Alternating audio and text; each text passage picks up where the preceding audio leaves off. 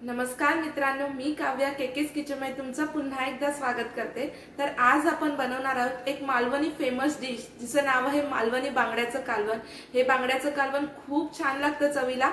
तर चला लगेच रेसिपीला सुरुवात करूया। तर मालवणी बांगड्याचं कालवण बनवण्यासाठी लागणारं साहित्य मी तुम्हाला सांगते। इथे मी 5 मालवणी बांगडे घेतलेले आहेत। हे छान धुवून घेतले आहेत मी। हा डोक्याकडचा, डोळ्याकडचा आणि शेपट्याकडचा भाग मी कापून घेतलेला आहे आणि छान असे धुवून घेतलेले आहेत। एक 10 ते 12 संकेश्वरी मिरची म्हणजे बेडगी मिरची मी पाण्यात भिजत ठेवली आहे।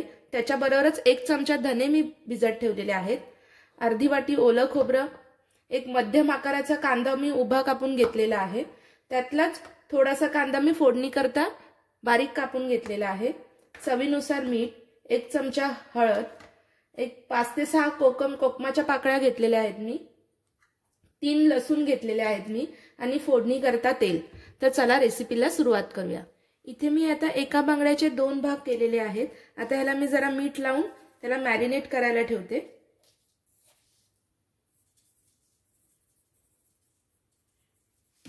छान असे आपण प्रत्येक पीसला असं चांगलं मीठ लावून घेऊया। त्याच्यामुळे आपल्या मच्छीला खूप छान अशी चव येते। तर वाटण करताना मी आधी मिरची आणि धने चांगले बारीक वाटून घेते। मग ह्याच्यामध्ये आपण खोबरं आणि कांदा ऍड करूया।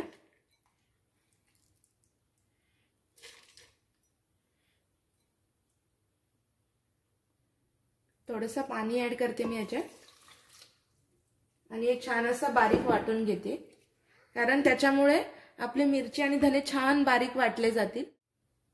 मिरची छान अशी बारीक वाटून झालेली आहे। आता मी त्याच्यात खोबरं, कांदा आणि लसूण ऍड करते आणि हे छान आपण बारीक वाटून घेऊया। थोडं पाणी ऍड करते मी याच्यात। छान हे आता बारीक वाटून घेऊया।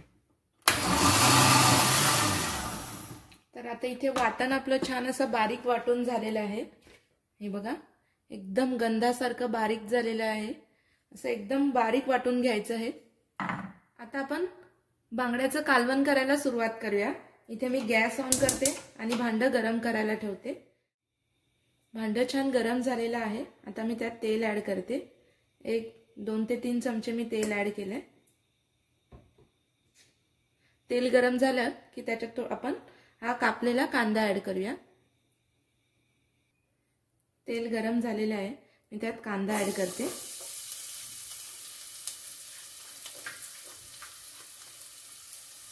कांदा थोडा आपण तेलामध्ये छान असा परतून घेऊया। थोडासा नरम व्हायला द्यायचा आपण।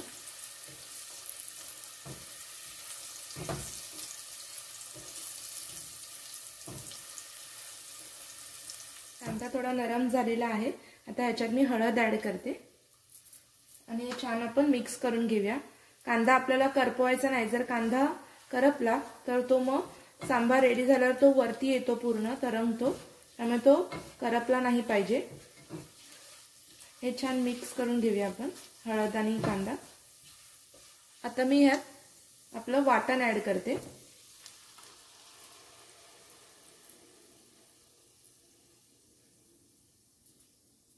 एक 2 ते 3 मिनिटं आपण वाटण छान असं तेलामध्ये चांगलं असं मिक्स करून घेऊया। त्याला छान असं परतवून घेऊया। तुम्ही बघू शकता आपल्या वाटणाला छान असे बबल्स यायला लागलेले आहेत। आता ह्यात मी थोडा गॅस स्लो करते आणि ह्याच्यामध्ये आपण चवीनुसार मीठ ऍड करूया।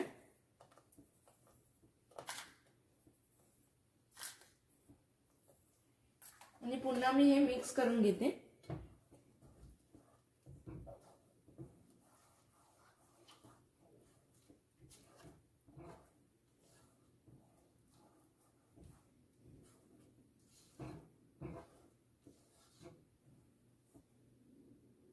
आता ह्यात मी पाणी ऍड करते। तुम्हाला जसं जितकं पातळ हवंय त्याच्यानुसार तुम्ही पाणी ऍड करा। मी 1 ग्लास आता ऍड केलेला आहे। आता मी थोडा गॅस मीडियमवर ठेवते आणि आपल्या वाटणाला छान अशी उकळी येऊ दे। आता कालवणाला उकळी येईपर्यंत आपण मासे एकदा परत धुवून घेऊया। ह्याला मीठ लावल्यामुळे त्याला पाणी सुटलेलं आहे। आता मी फक्त थोडेसे हलकेसे हे पाण्यातून काढून घेणार आहे। तुम्ही इथे बघू शकता आपल्या कालवणाला छान अशी उकळी आलेली आहे। आता मी याच्यात मासे ऍड करते। हळूच मासे सोडायचे आहेत त्याच्यात।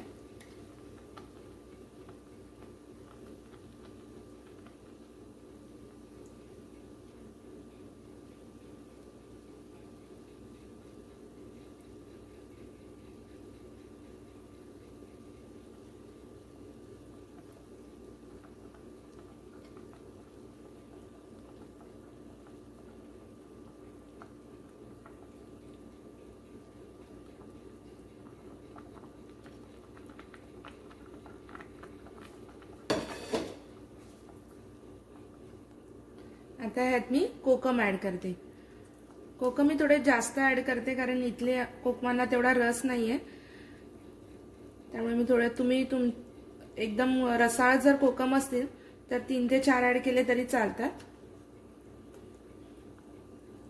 3 ते 4 मिनिटं आपण छान असं कालवण उकळू देऊया, मासे चांगले शिजू देऊया। सारखं सारखं कालवण चमच्याने हलवायचं नाहीये, नाहीतर मासे ते आतमध्ये त्यांचा असा गाळ होतो, ते तुटतात। त्याच्यामुळे थोडा वेळ 3 ते 4 मिनिटांनंतर आपण एक पलटी मारून घेऊया। 3 ते 4 मिनिटं झालेली आहेत। आता मी मच्छी अशी हळूच एक पलटी मारून घेते त्यांना। मच्छी शिजली कशी हे कसं ओळखायचं तर हे बघा, मच्छी असे काटे सोडते, असे काटे दिसायला लागतात त्याचे, म्हणजे आपली मच्छी शिजत आली आहे असं समजायचं। अजून एक 2 ते 3 मिनिटं आपण छान असं उकळू देऊया आपलं कालवण। मालवणी बांगड्याच्या कालवणमध्ये आता तिरफळ सुद्धा ऍड करतात, पण इथे माझ्याकडे नसल्यामुळे मी नाही ऍड केलंय। तुमच्याकडे जर असतील तर तुम्ही नक्की ऍड करा, खूप छान अशी चव येते। तर तुम्ही बघू शकता आपलं छान असं बांगड्याचं कालवण रेडी झालेलं आहे। मी गॅस ऑफ करते आणि हे प्लेटमध्ये सर्व करून घेते। तर मित्रांनो, तुम्ही बघू शकता आपलं मालवणी बांगड्याचं कालवण रेडी झालेलं आहे। खूप छान लागतं, तुम्ही ही रेसिपी नक्की ट्राय करा। माझ्या चॅनलला लाईक, शेअर आणि सबस्क्राईब करायला विसरू नका आणि तुमच्या प्रतिक्रिया आम्हाला कमेंटद्वारे नक्की कळवा। धन्यवाद।